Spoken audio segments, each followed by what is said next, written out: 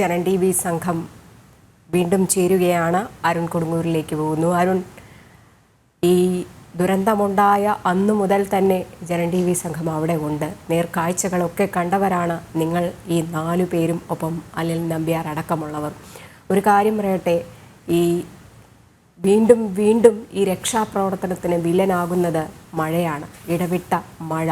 അതുതന്നെയാണ് ഇന്ന് നേരത്തെ 4 മണിയോടടുക്കുമ്പം തന്നെ ഈ സന്നദ്ധ പ്രവർത്തകരോടടക്കം പുറത്തേക്ക് പോകുവാൻ പറയുന്ന ഒരു കാഴ്ച.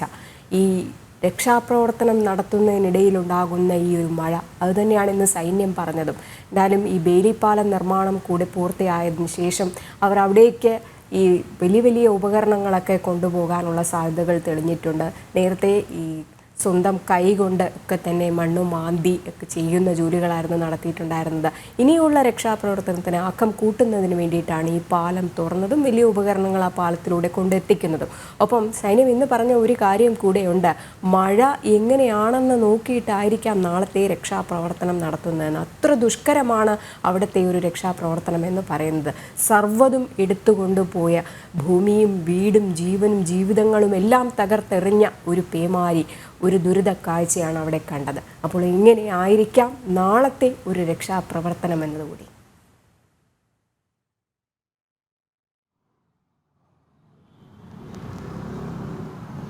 രജനി, തീർച്ചയായും അത് തന്നെയാണ്. നമ്മൾ ഈ തത്സമയ സംപ്രേഷണം തുടങ്ങിയ ആ ഒരു സമയത്ത് ഇത്തരത്തിലുള്ള ഒരു മഴയുടെ പ്രശ്നമില്ലായിരുന്നു. അങ്ങനെ ഇടവിട്ട് വീണ്ടും മഴ പെയ്തുകൊണ്ടിരിക്കുന്നത് വലിയ രീതിയിലുള്ള ഒരു ആശങ്ക രക്ഷാപ്രവർത്തകർക്ക് ഉണ്ടാകുന്നു. പക്ഷേ അതൊക്കെ തന്നെ ഇവിടെ അതിജീവിച്ചുകൊണ്ട് മുന്നോട്ട് പോകുന്ന കാര്യങ്ങൾ തന്നെയാണ് ഇതുവരെ നമ്മൾ കാണുകയും ചെയ്തിരിക്കുന്നത്. അതിൽ ഏറ്റവും പ്രധാനപ്പെട്ടത് ഈ ദുരിതാശ്വാസ ക്യാമ്പുകളിൽ കഴിയുന്ന ആളുകളുടെ ഒരു അവസ്ഥയാണ്. ഈ ദുരന്തത്തിന് മുന്നിൽ പകച്ചു നിൽക്കുന്ന അവർ എന്ത് ചെയ്യണമെന്നറിയാത്ത അവസ്ഥ, അതോടൊപ്പം തന്നെ ഉറ്റവരെ നഷ്ടമായവർക്ക് ഉണ്ടാകുന്ന വേദന, അതൊക്കെ തന്നെ ഒരിക്കലും നമുക്ക് ഇവിടെ നിന്നും വാക്കുകളിൽ വിവരിക്കുന്നതിനപ്പുറത്തുള്ള ഒരു വലിയ ദുഃഖമായി തന്നെ ആ ദുഃഖം തളം കെട്ടി നിൽക്കുന്ന, അല്ലെങ്കിൽ കണ്ണീർ തളം കെട്ടി നിൽക്കുന്ന ഒരു ചുറ്റുപാടാണ് ഈ പ്രദേശം ഒന്നാകെ മാറിയിരിക്കുന്നത്. എന്തായാലും ദുരിതാശ്വാസ ക്യാമ്പുകൾ, ഇന്നത്തെ അവലോകന യോഗത്തിലടക്കം ദുരിതാശ്വാസ ക്യാമ്പുകൾ കൃത്യമായി തന്നെ മുന്നോട്ട് കൊണ്ടുപോകാനുള്ള ഒരു ആ തീരുമാനങ്ങളെല്ലാം തന്നെ പോകുന്നു. അതോടൊപ്പം തന്നെ എങ്ങനെയായിരിക്കും വരും ദിവസങ്ങളിൽ ദുരിതാശ്വാസ ക്യാമ്പുകളുടെ പ്രവർത്തനം എങ്ങനെയായിരിക്കും? തീർച്ചയായും ഭയാനകമായിട്ടുള്ള ഹൃദയഭേദകം ഉണ്ടാക്കുന്ന കാഴ്ചകൾ തന്നെയായിരുന്നു ഈ ദുരിതാശ്വാസ ക്യാമ്പുകളിൽ നിന്ന് നമുക്ക് കാണാൻ സാധിക്കുന്നത്. ഏതാണ്ട് 85-ന് മുകളിൽ ദുരിതാശ്വാസ ക്യാമ്പുകൾ പ്രവർത്തിക്കുന്നുണ്ട്. 90,000-നടുത്ത് ആളുകൾ ഈ ക്യാമ്പുകളിലുണ്ട്. മുഴുവൻ തിങ്ങി നിറഞ്ഞ ആളുകളെ കൊണ്ട് തിങ്ങി നിറഞ്ഞ സാഹചര്യങ്ങളാണ് ഓരോ ക്യാമ്പിലുമുള്ളത്. ഈ മേപ്പാടിയിലെ ക്യാമ്പിൽ നിന്ന് വൈകുന്നേരത്തോടു കൂടി അവിടെ പരിധിയിൽ കൂടുതൽ ആളുകൾ ഉള്ളതുകൊണ്ട് തന്നെ പുതിയ ക്യാമ്പ് തുറന്ന് അവിടേക്ക് ആളുകളെ മാറ്റിപ്പാർപ്പിക്കേണ്ട സാഹചര്യം വരെ ഉണ്ടായി. ഓരോ ക്യാമ്പിലും ഉറ്റവരെയും ഉടയവരെയും പ്രിയപ്പെട്ടവരെയൊക്കെ നഷ്ടപ്പെട്ട് തങ്ങളുടെ പ്രിയപ്പെട്ടവർ എവിടെ പോയി എന്ന് ആശങ്കയോടെ വിതുമ്പലോടെ കാത്തിരിക്കുന്ന ആളുകളെയാണ് നമുക്ക് ആ ക്യാമ്പുകളിൽ നിന്ന് കാണാൻ കഴിയുന്നത്. തീർച്ചയായും ഈ ദുരന്ത ഭൂമിയിലെ ഏറ്റവും ഹൃദയഭേദകമായിട്ടുള്ള കാഴ്ചകൾ, അല്ലെങ്കിൽ നമുക്ക് വേദനയോടുകൂടി കാണാൻ കഴിയുന്നത് ഈ ക്യാമ്പുകളിലാണ്. ആദ്യത്തെ ദിവസങ്ങളിലൊക്കെ ആ ഒരു പെട്ടെന്നുണ്ടായ ഷോക്കിൻ്റെ പുറത്ത് അവർ എന്താണ് സംഭവിച്ചതെന്ന് നമ്മളോട് പറയുന്നുണ്ടായിരുന്നെങ്കിൽ ഇന്ന് നമ്മൾ ആ ക്യാമ്പുകൾ സന്ദർശിക്കുമ്പോൾ അവിടെ നിന്നും കാണാൻ കഴിയുന്നത് മനസ്സ് മരവിച്ചിരിക്കുന്ന ആളുകളെയാണ്. അതിൻ്റെ തലേ ദിവസം, ദുരന്തമുണ്ടാകുന്നതിൻ്റെ തലേ ദിവസം കണ്ട് സംസാരിച്ച തങ്ങളുടെ പ്രിയപ്പെട്ടവർ, ബന്ധുക്കൾ, അയൽവാസികൾ, പരിചയക്കാർ, അവരൊക്കെ എവിടെ പോയി, കാണാതെ പോയ ആളുകളൊക്കെ ഇനി ഒരുപക്ഷെ തിരികെ വരില്ലെങ്കിൽ പോലും അവരുടെ മൃതദേഹങ്ങൾ എവിടെ, എന്ത് സംഭവിച്ചു, എങ്ങോട്ട് പോയി എന്നൊക്കെയുള്ള ഒരു ആശങ്കയോട് കൂടി കഴിയുന്ന ഒരുപാട് ആളുകളെ ഈ ക്യാമ്പുകളിൽ നിന്ന് കാണാൻ കഴിയുന്നുണ്ട്. ഹൃദയം നുറുങ്ങുന്ന ഒരു അവസ്ഥ തന്നെയാണ് ഇവിടെ ഉള്ളത്. ഇന്ന് മുഖ്യമന്ത്രി സംസാരിച്ചപ്പോൾ പറഞ്ഞത് പുനരധിവാസവുമായി ബന്ധപ്പെട്ട കാര്യങ്ങൾ എങ്ങനെ മുന്നോട്ട് പോകുമെന്നതാണ്. ഈ രക്ഷാദൗത്യത്തിന് പ്രധാന പ്രാധാന്യം കൊടുക്കുന്നു. പുനരധിവാസത്തെപ്പറ്റി പിന്നീട് ആലോചിക്കും. അതിനുള്ള ഒരു തീരുമാനങ്ങളൊക്കെ വാടകയ്ക്ക് വീടുകളെടുത്ത ആളുകളെ മാറ്റിപ്പാർപ്പിക്കുന്നത് അടക്കമുള്ള കാര്യങ്ങൾ, അത് പ്രായോഗിക തലത്തിൽ ഏതാണ് പ്രായോഗികമെന്ന് ആലോചിച്ച് പിന്നീട് അതിലൊരു തീരുമാനം ഉണ്ടാക്കാമെന്നാണ് മുഖ്യമന്ത്രി പറഞ്ഞത്. എന്തായാലും ക്യാമ്പുകൾ കുറച്ചു കാലം കൂടി നീട്ടിക്കൊണ്ടു പോകും. അവിടെ സ്ഥിരതാമസം എന്തായാലും പറ്റുകയില്ല. അപ്പോൾ അതിന് പ്രായോഗികമായി എന്താണ് പോംവഴി എന്നുള്ളൊരു കാര്യം അവിടെ ചോദ്യചിഹ്നമായി നിൽക്കുന്നു. ഇവരെ എങ്ങനെ പുനരധിവസിപ്പിക്കും എന്നുള്ളൊരു കാര്യം ചോദ്യചിഹ്നമായി തന്നെ നിലനിൽക്കുകയും ചെയ്യുന്നു. ഒപ്പം തന്നെ എടുത്തു പറയേണ്ട ഒരു കാര്യം, ഈ പെട്ടെന്നുണ്ടാകുന്ന ഈ ദുരിതത്തെ നേരിട്ട അവർക്കുണ്ടായിരിക്കുന്ന ഒരു മാനസിക പ്രശ്നമുണ്ട്, മാനസികാഘാതമുണ്ട്. അതെങ്ങനെ നേരിട്ട് അവരെ മാറ്റിയെടുക്കാൻ സാധിക്കും എന്നുള്ള ഒരു കാര്യമാണ്. കൃത്യമായി കൗൺസിലിംഗ് ഒക്കെ നൽകി ഈ ഒരു പ്രശ്നത്തിന് പരിഹാരം കാണേണ്ടതും ഒരു അത്യാവശ്യ കാര്യമായിട്ട് ദുരിതാശ്വാസ ക്യാമ്പുകളിൽ നിലനിൽക്കുന്നുണ്ട്. അവിടുത്തെ കുട്ടികളുടെ വിദ്യാഭ്യാസം ഉറ്റവരെ നഷ്ടപ്പെട്ട, മാതാപിതാക്കളെ നഷ്ടപ്പെട്ട കുട്ടികളൊക്കെ ഉണ്ട്. അവരിലേക്ക് എങ്ങനെ വിദ്യാഭ്യാസം നൽകാനാകും എന്നുള്ള കാര്യമൊക്കെ ഒരു പ്രശ്നമായിട്ട്, ചോദ്യചിഹ്നമായിട്ട് നമുക്ക് ആശങ്കയോടുകൂടി മാത്രമേ നോക്കിക്കാണാൻ കഴിയുള്ളൂ. ഒപ്പം തന്നെ സന്നദ്ധ സേവനം നടത്തിക്കൊണ്ട് ഒരു ഇത്തരത്തിലുള്ള ഒരു അവസ്ഥയിൽ എങ്ങനെ താങ്ങായി, തണലായി, കരുത്തായി ഈ മനുഷ്യരെ ചേർത്ത് പിടിക്കാമെന്ന കൃത്യമായി ഉദാഹരണം നൽകിക്കൊണ്ടുള്ള പ്രവർത്തനങ്ങളുമായി സന്നദ്ധ പ്രവർത്തകരുടെ സജീവ സാന്നിധ്യം നമുക്ക് ഈ ക്യാമ്പുകളിൽ നിന്നും കാണാൻ കഴിയും. 24 മണിക്കൂറും ഈ ക്യാമ്പുകളിൽ കഴിയുന്ന ആളുകൾക്ക് ആവശ്യമായ സേവനങ്ങൾ നൽകിക്കൊണ്ട് മരുന്നായാലും മറ്റ് ആവശ്യ സേവനങ്ങളായാലും മറ്റ് ഭക്ഷണ പദാർത്ഥങ്ങളൊക്കെ ആയാലും അതൊക്കെ ക്രമീകരിച്ച് വസ്ത്രങ്ങളൊക്കെ ആയാലും ഓരോ റൂമിലും അത് ക്രമീകരിച്ചുകൊണ്ട് 24 മണിക്കൂറും സജീവമായിട്ടുള്ള ആളുകളെ നമുക്ക് അവിടെ ക്യാമ്പുകളിൽ നിന്ന് കാണാൻ കഴിയുന്നു. ഓരോ സമയത്തും ഓരോ ഭാഗത്തു നിന്നും സംസ്ഥാനത്തിൻ്റെയും രാജ്യത്തിൻ്റെയൊക്കെ വിവിധ ഭാഗങ്ങളിൽ നിന്ന് നല്ല മനുഷ്യരുടെ സഹായ ഹസ്തങ്ങൾ ഈ ക്യാമ്പുകളിലേക്ക് എത്തുന്നതും ഒരു ആശ്വാസമായ ഒരു കാര്യമായിട്ട്, ഈ ദുഃഖകരമായ സാഹചര്യത്തിലും ഒരു ആശ്വാസം നൽകുന്ന ഒരു കാര്യമായിട്ട്, കരുതലായി കൂടെ ആളുകൾ ഉണ്ട് എന്നുള്ളൊരു ആശ്വാസം നൽകുന്ന ഒരു കാഴ്ചയായിട്ട് തന്നെ നമുക്ക് ക്യാമ്പുകളിൽ നിന്നും കാണാൻ കഴിഞ്ഞിട്ടുണ്ട്. തീർച്ചയായും ഇത്തരമൊരു വലിയ ദുരന്തമുണ്ടായ ആദ്യ മണിക്കൂറിൽ തന്നെ ഭാരതത്തിൻ്റെ പ്രധാനമന്ത്രി നരേന്ദ്രമോദി മുഖ്യമന്ത്രിക്ക് എല്ലാ പിന്തുണയും നടത്തിയിരുന്നു. അതോടൊപ്പം തന്നെ എന്ത് സഹായം വേണമെങ്കിലും നൽകാമെന്നുള്ള ഒരു വലിയ വാഗ്ദാനം, അത് വാക്കുകളിൽ മാത്രമല്ല, നമുക്കറിയാം ഈ സൈന്യത്തിൻ്റെ അടക്കമുള്ള പ്രവർത്തനങ്ങൾ അത് കൃത്യമായി തന്നെ അടിവരയിട്ട് വീണ്ടും ആവർത്തിച്ച് തെളിയിക്കുന്ന ഒരു കാര്യം തന്നെയാണ്. എന്തായാലും മഴ ഇപ്പോഴും തുടരുന്ന ഒരു സാഹചര്യമുണ്ട്. എന്തായാലും നാളത്തെ രക്ഷാപ്രവർത്തനമാണ് ഏറ്റവും നിർണായകമായിട്ടുള്ളത്. എന്തായാലും പരമാവധി ആളുകളെ കണ്ടെത്താനുള്ള ഒരു വലിയ തീവ്രമായ ശ്രമം, അത് മണ്ണുമാന്ത്രി ഉൾപ്പെടെയുള്ള കാര്യങ്ങൾ ഉപയോഗിച്ചുകൊണ്ടുള്ള രക്ഷാപ്രവർത്തനം ഇവിടെ പുരോഗമിക്കാനുള്ള തീരുമാനങ്ങൾ തന്നെയാണ് നിലവിലുള്ളത്. എന്തായാലും മഴയും കാലാവസ്ഥയും എല്ലാം തന്നെ അതിജീവിച്ചുകൊണ്ട് മുന്നോട്ട് പോകാനുള്ള ഒരു തീരുമാനം തന്നെയാണ് നിലവിലെടുത്തിരിക്കുന്നത്. തീർച്ചയായിട്ടും ഇനി ആവശ്യമുള്ളത് അവർക്കൊരു കൈത്താങ്ങാണ്. അത്രയും വലിയൊരു ദുരന്തം നേരിൽ കണ്ടവരാണ് ഈ ദുരിതാശ്വാസ ക്യാമ്പുകളിൽ കഴിയുന്നത്. അരുൺ, ഇതിനിടയിൽ ഒരു ചോദ്യം ചോദിക്കാൻ കാരണം, നമ്മൾ കേരളക്കാർ അല്ലെങ്കിൽ കേരളീയർ അഭിമാനത്തോടെ, ഏറെ അഹങ്കാരത്തോടെ പറഞ്ഞതാണ് മലകളും കുന്നുകളും പുഴകളും നിറഞ്ഞതാണ് ഞങ്ങളുടെ നാടെന്ന്. ആ നാട് 2018 മുതൽ കാലവർഷക്കെടുതിയിൽ വലയുന്ന കാഴ്ചകളാണ് കണ്ടത്. ഇവിടെ മിഥുൻ സൂചിപ്പിച്ചതുപോലെ ഉറ്റവർ പോയവരാണ് ഏറെ ഉള്ളവർ. അവർക്ക് വേണ്ട ആത്മവിശ്വാസം കൊടുക്കുക, മനക്കരുത്ത് കൊടുക്കുക, അതുമാത്രമേ ഇനി നമുക്ക് ചെയ്യാനുള്ളൂ.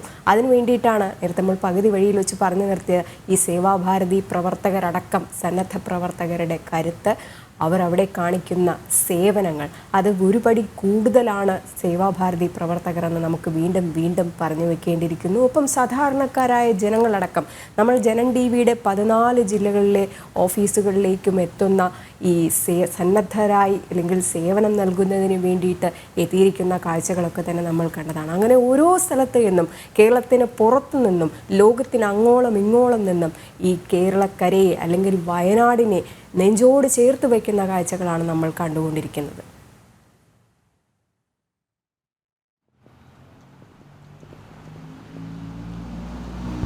തീർച്ചയായും അതിലേറ്റവും പ്രധാനപ്പെട്ട ഒരു കാര്യം, നമുക്കറിയാം നമ്മുടെ ഉറ്റവർക്ക് എന്തെങ്കിലും ഒരു അപകടം സംഭവിച്ചാൽ നമ്മൾ എത്രത്തോളം ആ ഒരു വിഷയത്തിൽ വേദനിക്കുന്നു. പക്ഷേ ഒരു ദുരന്ത മുഖത്ത് നിൽക്കുന്ന ആളുകളാണ്. അതോടൊപ്പം തന്നെ ഉറ്റവർ ഈ മലവെള്ളപ്പാച്ചിലിൽ, ഉരുൾപൊട്ടലിൽ ഒലിച്ചു പോകുന്നത് കണ്ട ആളുകൾ ഒരുപാടുണ്ട്. ഈ ദുരിതാശ്വാസ ക്യാമ്പുകളിൽ കഴിഞ്ഞ ദിവസങ്ങളിലൊക്കെ തന്നെ അവരുടെ സങ്കടം, വിലാപങ്ങളെല്ലാം തന്നെ കണ്ടതാണ്.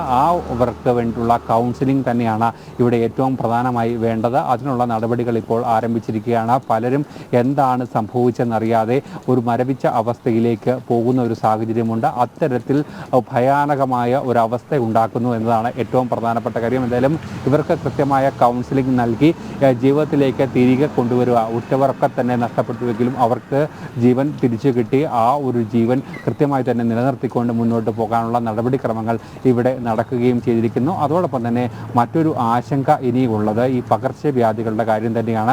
ഈ ദുരിതാശ്വാസ ക്യാമ്പുകളിൽ കഴിയുന്ന ചില ആളുകൾക്കൊക്കെ പനി പിടിപെടുന്ന ഒരു സാഹചര്യമുണ്ട്. കാരണം അത്തരം ഒരു കാലാവസ്ഥ കൂടിയാണ് ഉണ്ടായിരിക്കുന്നത്. അതോടൊപ്പം തന്നെ ഇവിടുത്തെ സാഹചര്യവും നമ്മൾ മനസ്സിലാക്കേണ്ടത്. അത്തരത്തിലുള്ള ഈ പകർച്ചവ്യാധികൾ പടർന്നു പിടിച്ചാൽ അത് വലിയ രീതിയിലുള്ള ഒരു അപകടം വീണ്ടും ഉണ്ടാക്കുമെന്നുള്ള ഒരു മുൻകരുതൽ ആരോഗ്യമന്ത്രി അടക്കമുള്ള ആളുകൾ ഇന്ന് ഇവിടെ എത്തി പറയുന്ന ഒരു സാഹചര്യം ഉണ്ടായിട്ട് അവർക്ക് കൃത്യമായ ഒരു സൗകര്യങ്ങൾ ഒരുക്കിക്കൊണ്ട് പരമാവധി ആളുകളെ കുറച്ച് ക്യാമ്പുകളിൽ പാർപ്പിക്കാം, മറ്റു കൂടുതൽ ക്യാമ്പുകൾ ആരംഭിക്കാനുള്ള ഒരു നടപടിക്രമങ്ങൾ അത്തരത്തിലുള്ള ഒരു നടപടിക്രമങ്ങളിലേക്ക് ഇന്ന് നീങ്ങിയിരിക്കുകയാണ്. കഴിഞ്ഞ 2 ദിവസങ്ങളിൽ നമ്മൾ ഇത് നൽകിയിരുന്നത് ഇവിടുത്തെ ദുരിതാശ്വാസ ക്യാമ്പ് ഏറ്റവും പ്രധാനപ്പെട്ടത് മേപ്പാടിയിലെ സർക്കാർ ഹയർ സെക്കൻഡറി സ്കൂളാണ്. ഇവിടെ നിന്നും കൂടുതൽ ആളുകളെ മറ്റ് ക്യാമ്പുകളിലേക്ക് മാറ്റിക്കൊണ്ട് ഇവിടെ കൃത്യമായ ഒരു പ്രതിരോധ പ്രവർത്തനങ്ങളൊക്കെ തന്നെ നടത്തിക്കൊണ്ട് മുന്നോട്ട് പോകുന്നു.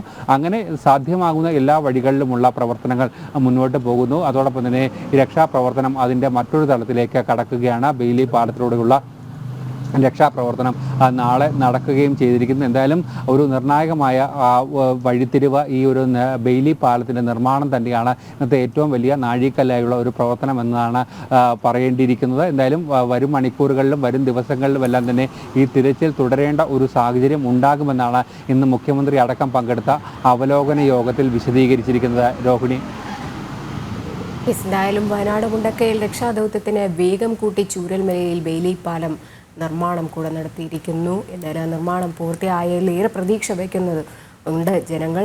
അവർക്ക് ഈ മണ്ണിനടിയിലുള്ള ജീവനുകൾ എങ്ങനെയെങ്കിലും ഒന്ന് കാണുന്നതിന് വേണ്ടിയിട്ട് എത്രയും വേഗം രക്ഷാദൗത്യം നടപ്പിലാക്കുക, അത് തന്നെയാണ് സൈന്യത്തിൻ്റെ ലക്ഷ്യം. നാളെ രാവിലെ മഴ നോക്കിയിട്ട് എങ്ങനെയാണെന്ന് വെച്ച് രക്ഷാപ്രവർത്തനം നടത്തുമെന്ന് നേരത്തെ സൈന്യം വ്യക്തമാക്കിയിട്ടുണ്ടായിരുന്നു.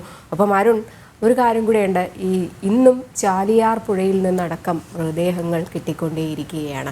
ഈ ഉരുൾപൊട്ടലുണ്ടായ സ്ഥലത്ത് നിന്ന് എത്രയോ ദൂരം മാറിയാണ് ഈ പുഴയിലുള്ളത്.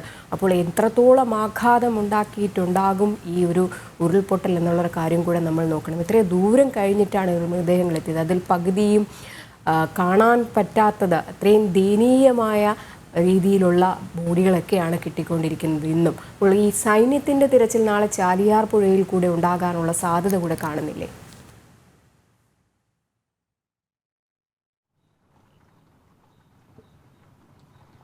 തീർച്ചയായും അങ്ങനെ ഇന്നത്തെ അവലോകന യോഗത്തിൽ ഈ ഒരു വിഷയം കൃത്യമായി ഉയർന്നു വന്നിരുന്നു. എന്തായാലും ദുരന്തത്തിൻ്റെ ഒരു ആഘാതം ഈ സ്ഥലത്ത് എത്തിയാൽ നമുക്ക് കൃത്യമായി മനസ്സിലാക്കും. പ്രകൃതി സുന്ദരമായ അല്ലെങ്കിൽ പ്രശാന്ത സുന്ദരമായ തനി ഗ്രാമപ്രദേശമായിരുന്നു. നാടിൻ്റെ നന്മയെല്ലാം തന്നെ വിശുദ്ധിയെല്ലാം തന്നെ കാത്തു സൂക്ഷിച്ചിരുന്ന ഒരു നാട്ടിൻ പുറമായിരുന്നു.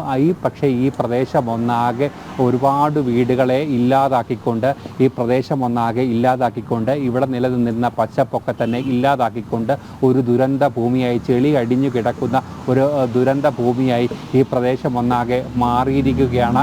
അതിൻ്റെ ആഘാതം കിലോമീറ്ററുകൾക്കപ്പുറം മലപ്പുറം ജില്ലയിലേക്കും കൂടി എത്തിയിരിക്കുകയാണ്. എന്തായാലും ഈ പ്രദേശങ്ങളിൽ കൂടി തിരച്ചിൽ വ്യാപകമാക്കാനുള്ള ഒരു തീരുമാനം ഇന്നത്തെ അവലോകന യോഗത്തിൽ മുഖ്യമന്ത്രിയുടെ സാന്നിധ്യത്തിൽ ചേർന്ന അവലോകന യോഗത്തിൽ എടുത്തിട്ടുണ്ട്. ഇതിൻ്റെ നടപടിക്രമങ്ങളും മുന്നോട്ട് പോകുന്നു. അതോടൊപ്പം തന്നെ ഇതുവരെയും എത്തിപ്പെടാൻ പറ്റാത്ത ഏതെങ്കിലും മേഖലയുണ്ടോ, അല്ലെങ്കിൽ ഗതാഗത സംവിധാനം അടക്കം പ്രശ്നമുണ്ടാക്കി, അതോടൊപ്പം തന്നെ ഈ വലിയ രീതിയിലുള്ള മഴ ഉണ്ടാകുമ്പോൾ കുത്തൊഴുക്കുണ്ടാകുന്ന ഒരു പ്രദേശം കൂടിയാണ് ഇവിടെ. അത്തരത്തിലുള്ള പ്രശ്നങ്ങൾ ഉണ്ടായാൽ അത് പരിഹരിക്കാനുള്ള നടപടിക്രമങ്ങൾ അങ്ങനെയെല്ലാം തന്നെ ആലോചിച്ചുകൊണ്ടുള്ള ഒരു രക്ഷാപ്രവർത്തനം തന്നെയാണ് നാളത്തേക്ക് ആസൂത്രണം ചെയ്തിരിക്കുന്നത്. ബെയിലി പാലത്തിലൂടെയുള്ള ഒരു രക്ഷാപ്രവർത്തനം തന്നെയാണ് നാളെ പ്രധാനമായിട്ടും നടക്കുക. മണ്ണുമാന്ത്രി യന്ത്രങ്ങൾ അടക്കം എത്തിച്ചുകൊണ്ടുള്ള ഒരു രക്ഷാപ്രവർത്തനം ഇവിടെ സജ്ജമാക്കിയിട്ടുണ്ട്. കൂടുതൽ സ്ഥലങ്ങളിലെ നിന്നും മണ്ണുമാന്തി യന്ത്രങ്ങൾ ഇവിടേക്ക് എത്തിച്ചുകൊണ്ട് അതിനുള്ള രക്ഷാപ്രവർത്തനം കൂടുതൽ ഊർജ്ജമായി തന്നെ മുന്നോട്ട് കൊണ്ടുപോകാൻ കഴിയും. മഴ എത്ര പ്രതിസന്ധിയായാലും അതിനെയൊക്കെ തന്നെ വെല്ലുവിളിച്ചുകൊണ്ട് അതിജീവിച്ചുകൊണ്ട് മുന്നോട്ട് പോകാനുള്ള ഒരു തീരുമാനം തന്നെയാണ് സൈന്യം എടുത്തിരിക്കുന്നത്. വയനാട് ദുരന്തത്തിൽ മരണം 296 കഴിഞ്ഞിരിക്കുന്നു, 300 അടുത്തിരിക്കുന്നു. ഒപ്പം ഇനിയും മരണസംഖ്യ ഉയരുവാൻ ഇന്ന് തന്നെയാണ് കരുതുന്നത്. നാളെ തിരച്ചിൽ ആരംഭിക്കും. സൈന്യത്തിൻ്റെ നേതൃത്വത്തിൽ ഈ മുണ്ടക്കയിലും ചുരുൾമലയിലുമൊക്കെ തന്നെ തിരച്ചിൽ ആരംഭിക്കാൻ പോവുകയാണ്. അപ്പോൾ അതിനൊപ്പം സന്നദ്ധ പ്രവർത്തകരും NDRFിൻ്റെ നേതൃത്വത്തിലുള്ള തിരച്ചിലൊക്കെ തന്നെ നടക്കുന്നുണ്ട്. എന്തായാലും അതീവ ദയനീയമായ കാഴ്ചകൾ തന്നെയാണ് ഈ 3-ാം ദിനത്തിലും നമുക്ക് കാണാൻ കഴിഞ്ഞത്. ഉള്ളുലഞ്ഞ് നെഞ്ചുപൊട്ടി നിൽക്കുക തന്നെയാണ് വയനാടൻ ജനത. മുണ്ടക്കയത്തെയും ചൂരൽമലയിലെയും സർവ്വതും എടുത്തുകൊണ്ടുപോയ ഒരു ഉരുൾപൊട്ടലാണ് ഉണ്ടായത്. അതിൻ്റെ ആഘാതത്തിൽ നിന്ന് വിട്ടുമാറിയിട്ടില്ല ഇപ്പോഴും ദുരിതാശ്വാസ ക്യാമ്പുകളിൽ കഴിയുന്നവർക്കും പ്രതീക്ഷയേകിക്കൊണ്ട് നാളത്തെ ഈ സൈന്യത്തിൻ്റെ തിരച്ചിലാണ്. കാരണം മണ്ണിനടിയിലകപ്പെട്ടവരെ മൃതദേഹങ്ങൾ പുറത്തെത്തിക്കുവാനുള്ള നടപടികൾ നാളെ രാവിലെ മുതൽ തന്നെ ആരംഭിക്കുമെന്നാണ് അറിയാൻ കഴിയുന്നത്. ഒപ്പം ഇപ്പോഴും മഴ പ്രദേശത്ത് വില്ലനായിട്ട് തന്നെ നിൽക്കുന്നുണ്ട്. ഓറഞ്ച് അലർട്ട് പ്രഖ്യാപിച്ചിട്ടുണ്ട്. നാളെ ജില്ലയിൽ മറ്റ് ജില്ലകളിലും കോഴിക്കോടും കണ്ണൂരും കാസർഗോഡും ഒക്കെ തന്നെ ഓറഞ്ച് അലർട്ട് പ്രഖ്യാപിച്ചിട്ടുണ്ട്. മഴ ജാഗ്രതകളൊക്കെ തന്നെ കൃത്യമായിട്ട് പാലിക്കണമെന്നാണ് ഈ ഒരു അവസരത്തിൽ കൂടി പറയാനുള്ളത്. ഏതായാലും വിവരങ്ങൾ നൽകുകയായിരുന്നു ഈ ദുരന്ത സ്ഥലത്ത് നിന്നും അരുൺ കൊടുങ്ങൂരും മിഥുൻ മുരളിയും അർജുനും ഒപ്പം മനോജും.